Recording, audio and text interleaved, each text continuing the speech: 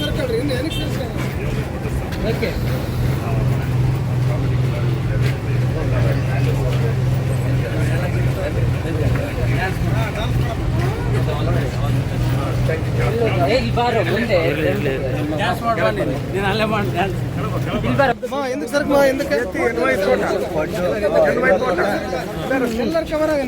Santegudda NY ತೋಟ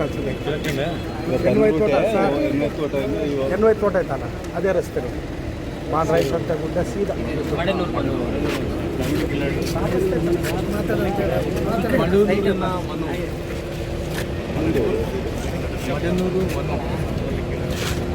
ಕುಲದಲ್ಲಿ ಕೀಲಿ ಆಗುವಂಥ ಚಿತ್ರವನ್ನು 3ನೇ ತಾರೀಕಿಗೆ ಇಡೀ ರಾಜ್ಯದಾದ್ಯಂತ ಚಿತ್ರನ ರಿಲೀಸ್ ಆಗ್ತಾ ಇದೆ.